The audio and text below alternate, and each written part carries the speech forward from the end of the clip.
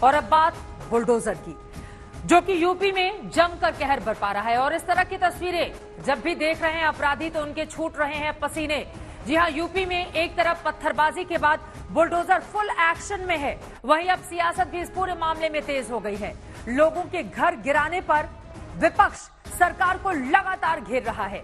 वहीं मामला अब कोर्ट तक पहुंच चुका है, जहां बुलडोजर एक्शन को गैर कानूनी करार देने की मांग की गई है।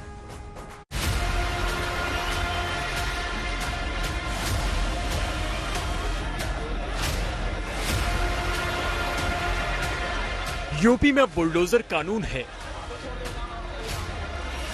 यूपी में बुलडोजर सियासत है। ये बुलडोजर किसी के लिए खौफ है, किसी के लिए ताकत। प्रयागराज हिंसा के मास्टरमाइंड के घर बुलडोजर एक्शन ने एक बार फिर से यूपी की सियासत को गर्म कर दिया है। सवाल उठाने वाले पूछ रहे हैं कि अगर आरोपियों को इसी तरीके से सजा देनी है तो अदालतों की जरूरत क्या है। उत्तर प्रदेश के चीफ मिनिस्टर तो सुपर चीफ जस्टिस बन चुके हैं। वो खुद अपनी अदालत में किसी को कन्विक्ट करेंगे और घर तोड़ देंगे। अभी से घर तोड़ दो आप। रूल ऑफ लॉ को तो बर्बाद कर रहे हैं आप। जो घर तोड़ा गया आफरीन फातिमा का, वो तो उसकी मां के नाम पे था। आपने झूठी नोटिस दी, आपने झूठा कहा कि पहले नोटिस दी। आपको कोई इख्तियार ही नहीं है घर तोड़ने का। जवाब देने वाले भी तैयार हैं। इसके लिए हिंसा का जवाब है बुलडोजर, पत्थर का जवाब है बुलडोजर, शांति लाने का तरीका है बुलडोजर। ये नया भारत, तो कुछ लोग इसमें विष घोलना चाहते हैं, अस्थिरता फैलाना चाहते हैं। उसी का परिणाम है कि सुनियोजित तरीके से देश में जगह जगह पत्थरबाजी। और हमारे यहाँ तो बाबा योगी आदित्यनाथ है उत्तर प्रदेश में, अगर शुक्रवार को पत्थर चलेगा तो शनिवार को बुलडोजर जरूर चलेगा। कानून की दलीलों और संविधान की दुहाई देते हुए इस बुलडोजर कार्रवाई के खिलाफ सुप्रीम कोर्ट और इलाहाबाद हाई कोर्ट का दरवाजा खटखटाया गया है। जमीयत उलेमाए हिंद ने सुप्रीम कोर्ट का दरवाजा खटखटाते हुए कहा कि कोर्ट यूपी सरकार को निर्देश दे उचित प्रक्रिया का पालन किए बिना आगे कोई विध्वंस न किया जाए। जमीयत ने अपनी याचिका में कहा कि उत्तर प्रदेश सरकार ने कानूनों और नगरपालिका के नियमों का उल्लंघन कर घरों को ध्वस्त किया है। इसके लिए जिम्मेदार अधिकारियों के खिलाफ कार्रवाई के निर्देश दिए जाएं। दूसरी तरफ जावेद मोहम्मद की पत्नी ने इलाहाबाद हाईकोर्ट में याचिका दाखिल कर पीडीए के खिलाफ कार्रवाई की गुहार लगाई है। जावेद की बेटी का भी कहना है कि ये मकान उनके पिता जावेद के नाम नहीं बल्कि नानी परवीन फातिमा के नाम है और उनके नाना ने ये मकान शादी में गिफ्ट किया था। ये घर हमारी अम्मी के नाम पे था। ये हमारे नाना ने अम्मी को गिफ्ट के तौर पे दिया था। ये इस घर में हम लोग 20 साल से रह रहे थे। 20 साल से ज्यादा हो गया था, 22 साल से। ये जो घर है ये आपके पिता की कमाई का नहीं है, ये आपके नाना ने गिफ्ट किया? जी, ये हाँ हमारे नाना ने गिफ्ट करा, हमारे अब्बू की कमाई का नहीं है। अच्छा, ये आपकी अम्मी अकेली हैं अपने पापा की, उन्होंने गिफ्ट किया? नहीं, वो लड़कियों को हक जो दिया जाता है उसमें उनको मिला था। ये मकान जो है आपकी अम्मी के नाम है? जी, हमारी अम्मी के नाम पे। कब से रह रहे हैं आप लोग यहाँ? हम लोग 20 साल से रह रहे हैं इस घर में। दूसरी तरफ पीडीए नक्शा न पास होने की वजह से इस मकान को अवैध बता रहा है। इस पर सुमैया का सवाल है कि 2001 से नगर निगम पानी और घर का टैक्स लेता रहा है और अचानक ये घर अवैध कैसे हो गया। वहीं 6 वकीलों ने जावेद की तरफ से इलाहाबाद हाईकोर्ट में चीफ जस्टिस को पत्र के जरिए दोषी अधिकारियों पर कार्रवाई की अपील की है। साथ ही अवैध रूप से ध्वस्त किए जाने को लेकर मुआवजा दिलाने के लिए भी कहा गया है। मकान ढाए जाने की कार्रवाई को इलाहाबाद हाईकोर्ट के पूर्व न्यायाधीश गोविंद माथुर ने गलत बताया है। Whether this property belongs to Mr. Javed or his wife or his daughter, this is still disputed. Now, if any notice was given to Mr. Javed, whether that was sufficient, whether a reasonable time was given, and now you see, even if we assume that it was an illegal construction, then too it was not proper to just come on the holiday and to demolish that.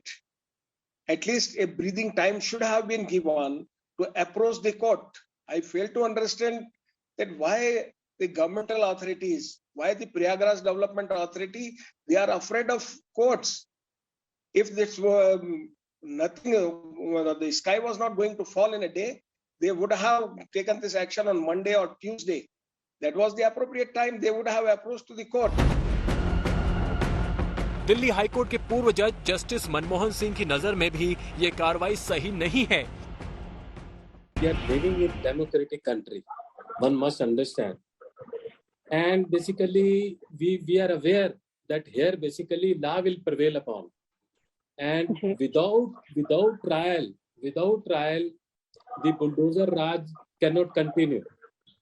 The point is, message should not go to our country as well as overseas country that the hanging first, trial later on.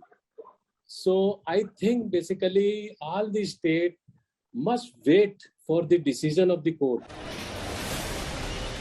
Uttar Pradesh regulation building operation act 1958 गैर कानूनी इमारतों पर action की इजाजत देता है। पहले building के मालिक को नोटिस भेजा जाता है। नोटिस का जवाब 2 महीने के अंदर आना चाहिए, लेकिन वक्त देने का हक अथॉरिटी को है। पीडीए का दावा है कि पिछले महीने की 10 मई को कारण बताओ नोटिस जारी किया गया था। 24 मई को सुनवाई की तारीख तय की गई थी, लेकिन जावेद या उसके वकील हाजिर नहीं हुए, कोई दस्तावेज भी नहीं दिए।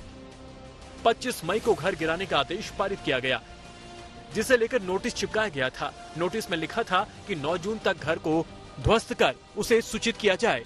जब ऐसा नहीं हुआ तो 12 जून को सुबह 11 बजे घर खाली करने को कहा गया और फिर बुलडोजर एक्शन शुरू हो गया। सीधे साधे मुस्लिम युवकों को भड़का करके उनको दंगे और पत्थरबाजी की आग में झोंकने की कोशिश कर रहे हैं।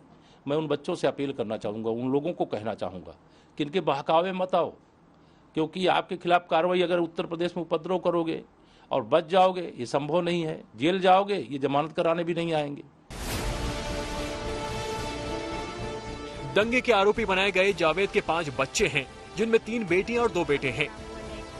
यशफीन, आफरीन, सुमैया तीनों बेटियां हैं, जिनमें से यशफीन और दोनों बेटों की शादी हो चुकी है। मकान टूटने के बाद दोनों बेटियां अपनी मां के साथ रिश्तेदारों के यहाँ रह रही हैं। वहीं तमाम चेतावनी के बाद भी यूपी में बुलडोजर की रफ्तार थमने का नाम नहीं ले रही। प्रयागराज से लेकर कानपुर तक यूपी सरकार का बुलडोजर दौड़ रहा है। समर्थ श्रीवास्तव, प्रयागराज, आज तक। उत्तर प्रदेश का बुलडोजर मॉडल विवादों में है। प्रयागराज हिंसा के मुख्य आरोपी जावेद का घर गिराए जाने को सुप्रीम कोर्ट से लेकर इलाहाबाद हाई कोर्ट तक चुनौती दी गई है, लेकिन प्रयागराज पुलिस बुलडोजर एक्शन को आगे बढ़ाने की तैयारी कर रही है।